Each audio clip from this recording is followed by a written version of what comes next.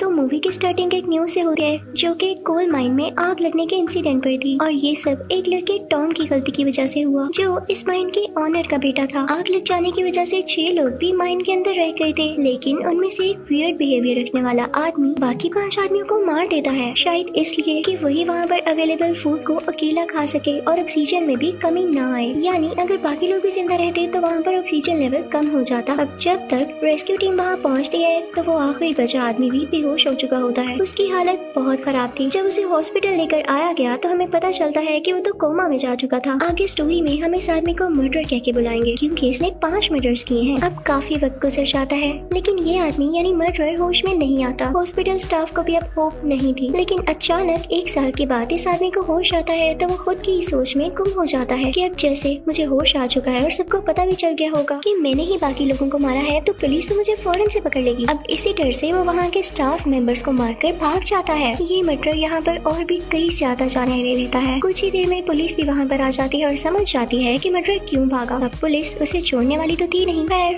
Scene cut होता है और हम उसी कोल माइन को देखते हैं जिसके पास टॉम और उसके कुछ दोस्त एंजॉयमेंट करने आए थे। उनमें टॉम की एक फीमेल फ्रेंड भी होती है, एक एक्सेल होता है जिसके साथ उसकी दोस्त भी थी और बाकी सब लोग भी होते हैं। टॉम अपने सभी दोस्तों को कहता है कि वो माइन में जाएं और वो बाहर से कुछ स्नैक्स लेकर आता है जो कि उसकी गाड़ी में रखे हुए थे। अब टॉम की दोस्त जैसे ही अंदर जाती है तो उसे कोई डराता है। वो पीछे मुड़कर देखती है तो वो कोई मास्क वाला आदमी होता है जो कि उसी का दोस्त था, लेकिन असल डर उस लड़की को तब लगता है जब कोई उस लड़की की आंख बाहर निकाल देता है उसके सिर के पीछे से कोई चीज मारकर। वो आदमी आपको क्या लगता है कि कौन होगा? जी हाँ, वही मर्डरर जो हॉस्पिटल से भागा था। वो अब टॉम के बाकी साथियों के पीछे था। वो काफी एग्रेसिव लग रहा होता है और इन सब के एक और साथी को मार देता है। सब लोग काफी डरे हुए थे। टॉम की दोस्त एक्सेल और एक्सेल की दोस्त एक जगह पर छुप जाते हैं ताकि वो मर्डरर इनको ढूंढ न सके। अब कुछ टाइम बाद ये तीनों मौका देकर वहाँ से भागने की कोशिश करते हैं, लेकिन अनलकीली वो मर्डरर इनको देख लेता है और उन पर अटैक करने के लिए आगे बढ़ता है। इन तीनों को बचाने के लिए एक ब्रेव लड़की आगे आती है ताकि वो इस मर्डरर को मार सके, लेकिन बेचारी को क्या पता था कि वो खुद ही मारी जाएगी। अब बाकी बच्चे लोग वहाँ से भागने लगते हैं। तभी वहाँ पर टॉम भी आ चुका था जो समझ जाता है कि जरूर यहाँ पर कोई खतरा है। वो अपने साथियों को लेके गाड़ी की तरफ भागता है। वो सब गाड़ी के पास पहुँच जाते हैं, लेकिन वो मर्डरर भी वहाँ उनके पीछे आ जाता है। उसके हाथ में कुल्हाड़ी होती है जिससे वो टॉम पर वार करके उसे जख्मी कर देता है और फिर उसे खींचने लगता है। कोई भी उसकी हेल्प नहीं करता। एक्सेल काफी डरा हुआ होता है तो वो अपनी दोनों दोस्तों को लेकर वहाँ से चला जाता है। टॉम को ये देख के काफी बुरा फील होता है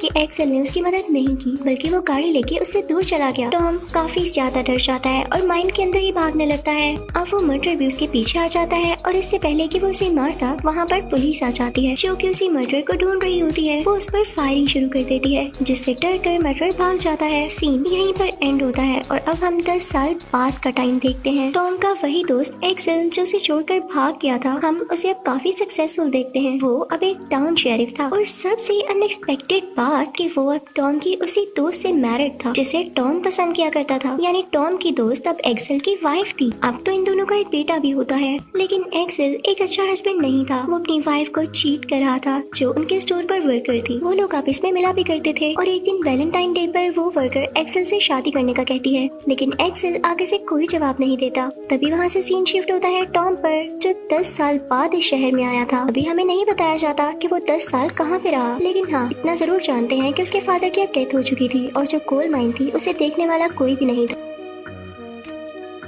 तो टॉम यहाँ इसलिए आया था ताकि उस कोल माइन को बेच सके, लेकिन टॉम की इस बात के एक आदमी बहुत अगेंस्ट था। वो उससे कहता है कि तुम ये माइन कभी भी नहीं बेचोगे क्योंकि हमें इससे बहुत ज्यादा कोल मिलता है। तुम्हारे माइन को बेचने से सिटी का सारा सिस्टम खराब हो जाएगा। तो टॉम को कुछ समझ नहीं आता और वो एक होटल में चला जाता है जहाँ पर वो नाइट स्पेंड करता है। इससे हमें ये पता चलता है कि टॉम अब इस सिटी में नहीं रहता था, वो कहीं और से आया था। उसी होटल में एक्सेल की वो दोस्त भी होती है जो कि 10 साल पहले हमें एक्सेल के साथ दिखाई गई जो टॉम के ग्रुप में थी। लेकिन वहाँ पर एक ट्रक ड्राइवर उसे तंग करने लगता है और फिर वहाँ से बाहर चला जाता है, लेकिन वो लड़की उसके पीछे गन लेकर जाती है। लेकिन वो ट्रक ड्राइवर फिर भी उसे तंग कर रहा होता है, उसकी कोई बात नहीं सुन रहा होता और वो अपने ट्रक का दरवाजा खोल के ट्रक लेकर कहीं दूर जाने वाला होता है। लेकिन इससे पहले कि वो अपना ट्रक चला पाता, जैसे ही वो ट्रक का दरवाजा खोलता है तो अंदर से वही मास्क वाला आदमी निकलता है। ये वही मर्डर होता है जो कि 10 साल बाद दोबारा अपेयर हो चुका था। वो इस ट्रक ड्राइवर के सर में कोई रोड घुसा देता है जिससे वो ट्रक ड्राइवर उधर ही मारा जाता है। यानी बुरा करोगे तो उसका बुरा बदला ही मिलेगा ना। अब उसे देख के तो वो लड़की डर जाती है जो एक्सेल की दोस्त थी। वो फौरन से होटल के अंदर भागने लगती है, लेकिन वो मास्क वाला आदमी यानी वही मर्डरर उसका पीछा करने लगता है। लड़की काफी डरी हुई होती है और अपने बेड के नीचे छुप जाती है। अब जो मर्डरर उसके पीछे आ रहा था, अब वो होटल की ओनर को देख लेता है और उसे वहीं पर मार डालता है। अब वो बढ़ता है उसी जगह जहाँ वो लड़की बेड के नीचे छुपी हुई थी, लेकिन वो मर्डरर उस लड़की के कमरे तक जाता है और उसे बेड के नीचे से खींचकर उसे भी मार डालता है। आप भी सोचेंगे मर्डर आज तक न जाने कितने मर्डर्स कर चुका होगा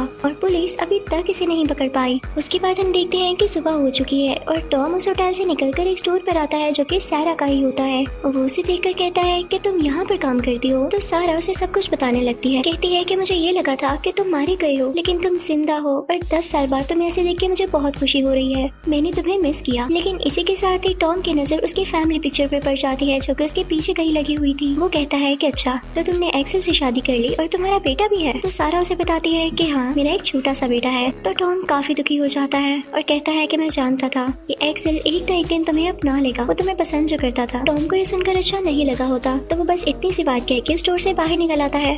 दूसरी तरफ हम पुलिस को देखते हैं जो कि उसी होटल के बाहर होती है और उन सब मर्डर्स को इन्वेस्टिगेट कर रही होती है। और इस चीज की खबर एक्सेल को भी दी जाती है क्योंकि वो वहाँ का टाउन शेरिफ जो था, वो वहाँ की सीसीटीवी फुटेज चेक करने लगता है। तभी उसे एक बॉक्स दिया जाता है जिसमें उसकी दोस्त का ही दिल था जिसे मर्डर ने मार दिया। उसके बाद हम टॉम को देखते हैं जो कि एक बार में जाता है। इनफैक्ट बार में वो लोग थे जो कि उसकी माइन के शेयर होल्डर भी थे। वो उनसे डिस्कशन करने आया था ताकि अपनी कोल माइन को बेच सके। वहाँ पे कुछ शेरिफ भी होते हैं। वो टॉम से कहते हैं कि वो मर्डर 10 साल बाद वापिस आ चुका है और तुम भी 10 साल बाद ही आए हो, जरूर वो तुम्हारे पीछे आया होगा। तुम यहाँ से चले क्यों नहीं जाते? वो हर तरफ इतना फसाद मचा रहा है, लोगों को मार रहा है। वो उससे लड़ाई करने लगते हैं, लेकिन तभी वहाँ पर एक शेरिफ टॉम को बचाता है। जब टॉम माइन में फंसा हुआ था तब भी शेरिफ ने उसे बचाया था। फिर हम सारा को देखते हैं जो कि अपने हस्बैंड एक्सेल को कॉल करके बताती है कि टॉम मुझसे मिलने आया था। तो एक्सेल कहता है कि क्या तुम पागल हो? तुम उसे क्यों मिली? पता नहीं वो 10 साल बाद कहाँ से आ गया है। तुमने मुझे पहले क्यों नहीं बताया? अगर वो दोबारा आए तो उसके सामने भी मत जाना। न जाने एक्सेल को क्या दुश्मनी थी टॉम से। अब उस होटल वाले केस की इन्वेस्टिगेशन करते हुए सीसीटीवी फुटेज में जब उस लड़की के साथ उसे टॉम दिखाई देता है तो उसे लगता है कि शायद टॉम ही सबके मर्डर्स कर रहा है, शायद ये बदला लेना चाहता है। लेकिन उसे क्या पता कि टॉम का इसमें हाथ नहीं था। फिर हम वो सीन देखते हैं जहाँ सारा के पास टॉम दोबारा से आता है। वो उससे कहता है कि तुम मुझसे दूर क्यों भाग रही हो? तो सारा कहती है कि बस मुझे तुमसे नहीं मिलना। वो इनफैक्ट एक्सेल के डर की वजह से ऐसा कह रही थी, लेकिन टॉम उसे कहता है कि फिक्र नहीं करो, हम दोस्त हुआ करते थे, आओ एक छोटी सी वॉक पर चलते हैं। अब वो दोनों वॉक करने लगते हैं और एक दूसरे से बातें करने लगते हैं। तो सारा टॉम से कहती है कि क्या मैं तुम्हें सजेशन दूं? तो टॉम कहता है कि हाँ, क्यों नहीं। तो सारा कहती है कि तुम अपनी कोल माइन को बेचने का सोच रहे हो ना, तो ये ख्याल तुम अपने जहन से निकाल क्यों नहीं देते हो? तुम जानते भी नहीं हो कि इस कोल माइन की वजह से लोगों को कितना फायदा हो रहा है।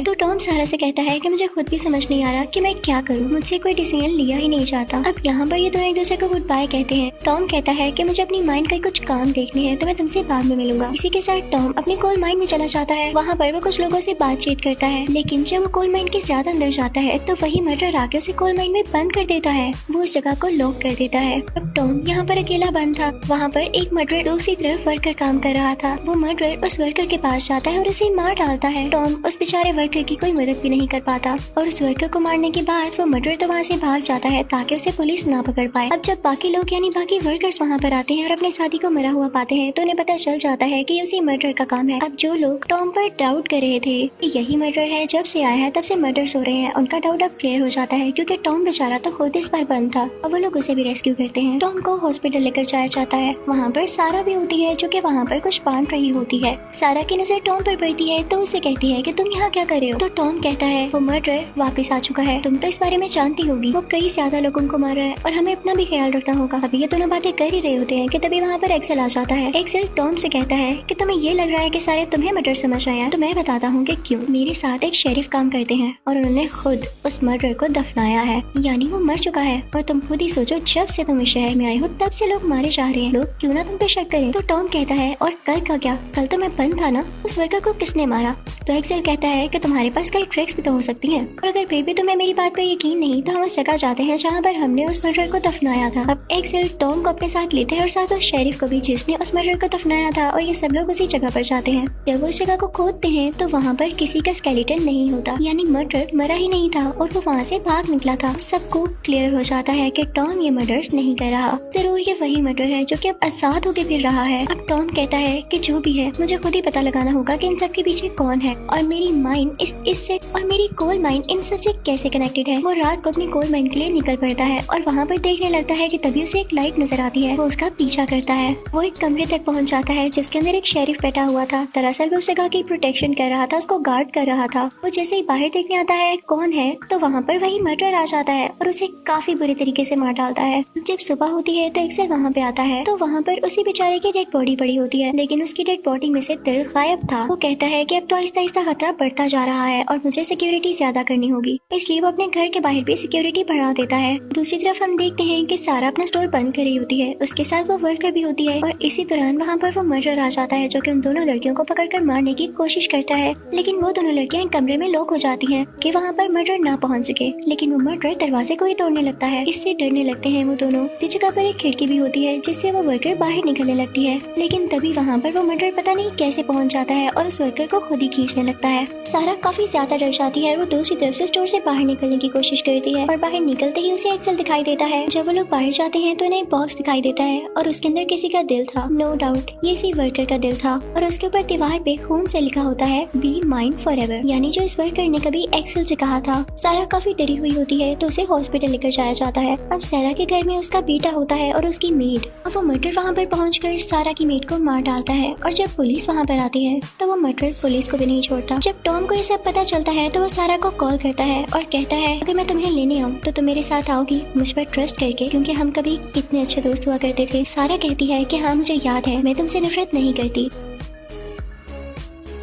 बस मुझे एक्सेल की वजह से अपना बिहेवियर यूं रखना पड़ा। मुझे तुम अब भी अच्छे लगते हो और मैं तुम पे ट्रस्ट भी करती हूँ। अब वो टॉम के साथ चली जाती है, लेकिन जब एक्सेल हॉस्पिटल जाता है तो उसे पता चलता है कि सारा वहाँ पर नहीं है, तो उसे काफी गुस्सा आता है। एक नर्स एक्सेल को बताती है कि वो टॉम के साथ गई है, तो एक्सेल अपनी बीवी को कॉल करता है और कहता है कि क्या तुम टॉम के साथ हो। तो सारा कहती है कि हाँ मैं टॉम के साथ हूँ, कोई इशू है आपको। तो एक्सेल कहता है तुम समझती क्यों नहीं हो मेरी बात, टॉम एक अच्छा इंसान नहीं है, वो पागल हो चुका है और 7 साल तक मेंटल हॉस्पिटल में रहा है। वो किसी भी वक्त कुछ भी कर सकता है, हो सकता है वो तुम्हें भी इसीलिए लेकर गया हो ताकि वो तुम्हारा मर्डर भी करना चाहता हो। ये सारे मर्डर्स उसी ने किए हैं, असली मर्डर कोई और नहीं बल्कि टॉम है। अब जब टॉम ये बात सुनता है तो वो सारा से कहता है कि तुम इजी रहो, मैंने तुमसे कहा ना कि तुम मुझ पर ट्रस्ट करो। असल में तुम्हारा हस्बैंड ही ठीक नहीं है, उसने हमेशा तुम पर सख्ती की और क्या पता वो तुम पर कंट्रोल रखने के लिए तुम्हें डरा रहा हो। तो सारा कहती है तुम दोनों चुप करो, मुझे कुछ समझ नहीं आ रहा कि तुम दोनों में से कौन सच बोल रहा है और कौन झूठ। तुम इसी वक्त गाड़ी रोको। लेकिन टॉम गाड़ी नहीं रोकता तो सारा को गुस्सा आ जाता है और वो स्टीयरिंग व्हील घुमा देती है, तो गाड़ी ट्रक के साथ जाकर लगती है। सारा भागते भागते जंगल की तरफ पहुंच जाती है। उसी जंगल में एक्सेल का कैबिन भी होता है। जब उसके अंदर जाती है तो उसे काफी ज्यादा बॉक्सेस दिखाई देते हैं जिनके ऊपर बी माइन फॉरएवर लिखा हुआ था, जो कि खून से दीवार के ऊपर भी लिखा हुआ था। उसे लगता है कि सबके पीछे एक्सेल का हाथ है। फौरन से उस कोल माइन में जाती है जहाँ पर एक्सेल भी आ जाता है। सारा काफी डर जाती है और उसकी गन लेकर उसी पे पॉइंट करती है और कहती है कि मुझसे दूर रहो, मुझे पता चल गया है कि तुम ही असली मर्डर हो।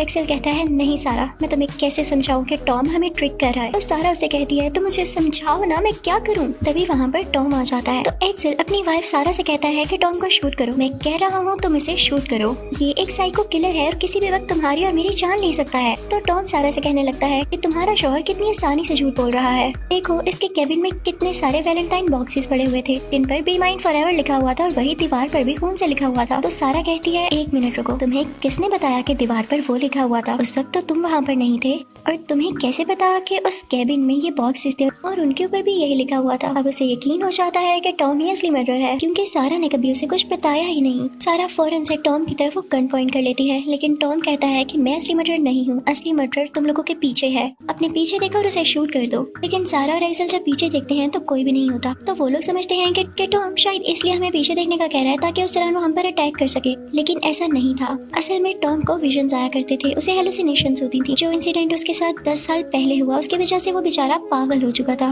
वो इनफैक्ट उन सब से बदला लेना चाहता था जिनने उसे उस दिन नहीं बचाया। उसने ही उस मर्डर की डेड बॉडी को वहाँ से गायब किया जहाँ से दफनाया गया था, ताकि सबको यही लगे कि वो वहाँ से भाग गया है। और जब माइन में एक वर्कर मारा गया तो उसी ने खुद को एक जगह बंद कर लिया था ताकि सब समझे कि वो तो बंद था, लेकिन इनफैक्ट सारी मर्डर्स वही करता आ रहा था सिर्फ एक बदले की खातिर। ये सब कुछ बताते ही टॉम अब एक्सेल की तरफ बढ़ता है और उस पर अटैक करके उसे काफी जख्मी कर देता है। तो एक्सेल अपनी वाइफ सारा से कहता है कि टॉम पर शूट कर दो, ये लो मेरी गन लो, और सारा उस गन को यूज करते हुए टॉम पर शूट कर देती है, जिससे उसको वो गोली लग जाती है, लेकिन वो इतनी जल्दी मरने वाला था नहीं। वही गोली जब सिलेंडर पर लगती है तो वहाँ पर गैस फैलने लगती है और बहुत बड़ा धमाका होता है। तरफ आग लग जाती है और टॉम यहाँ पर फाइनली मारा जाता है। एक्सेल और सारा को उस माइन से रेस्क्यू कर लिया जाता है और हॉस्पिटल लेकर आया जाता है। लेकिन मूवी के लास्ट सीन में हम देखते हैं कि टॉम बहुत ठीक था, वो भी नहीं मरा था। वो अपना रूप बदलकर माइन से बाहर आ जाता है। किसी को नहीं पता चल पाता कि टॉम मर्डर था या वो अब भी जिंदा था। न जाने अब आगे क्या होगा। Thank you for watching.